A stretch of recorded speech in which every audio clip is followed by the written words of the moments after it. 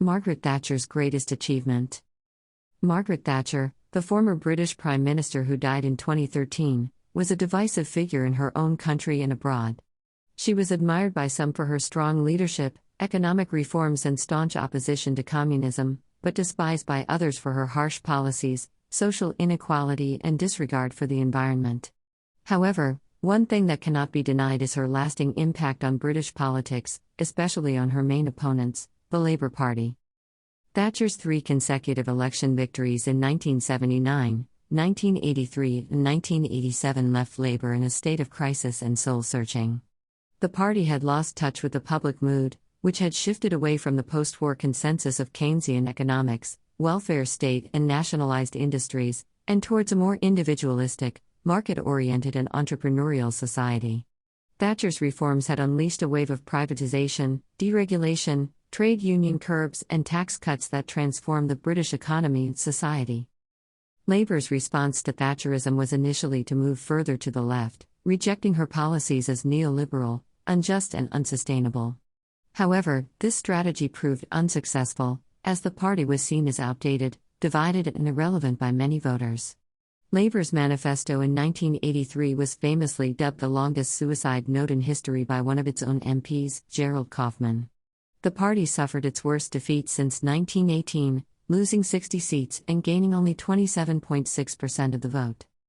It took Labour 4 more years to realize that it needed to change its approach. In 1987, under the leadership of Neil Kinnock, the party began to moderate its stance on some issues, such as nuclear disarmament, European integration, and public spending. However, this was not enough to convince the electorate that Labour was a credible alternative to Thatcher. The party lost another 21 seats and gained only 30.8% of the vote. The turning point came in 1992, when Labour unexpectedly lost its fourth election in a row to John Major's Conservatives, despite leading in the opinion polls for most of the campaign. This defeat was a shock and a wake-up call for Labour. It prompted a radical rethink of the party's identity, policies, and strategy. A new generation of leaders emerged, who were determined to modernize Labour and make it electable again. They were led by Tony Blair, who became the party leader in 1994. Blair's project was to create a new Labour that would appeal to the centre ground of British politics, where most voters were located.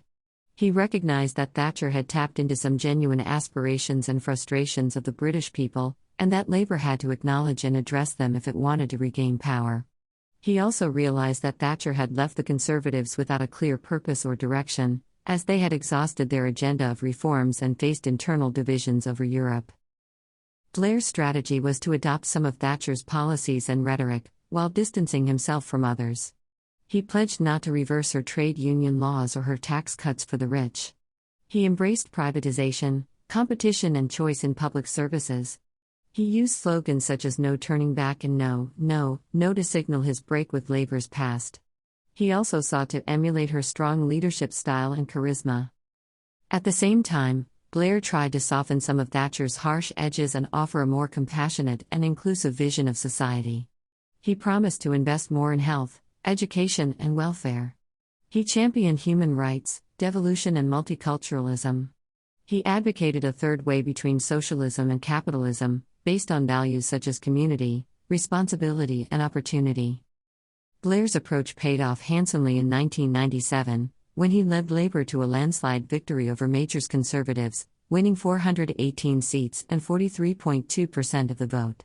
He became the youngest Prime Minister since 1812 and the first Labour leader to win 2 consecutive terms in office, later 3. He also enjoyed high popularity ratings throughout his tenure.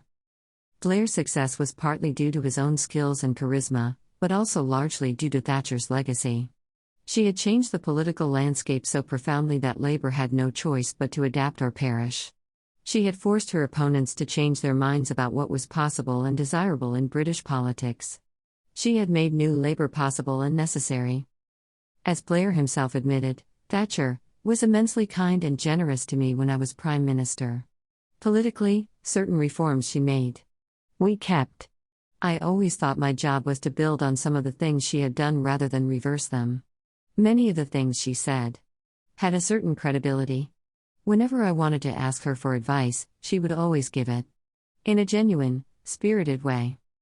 When asked about her greatest achievement, Thatcher reportedly replied, "Tony Blair and New Labour." Whether she meant it as a compliment or a criticism, it was a testament to her influence and impact on British politics. She had shaped Blair and New Labour for better or for worse.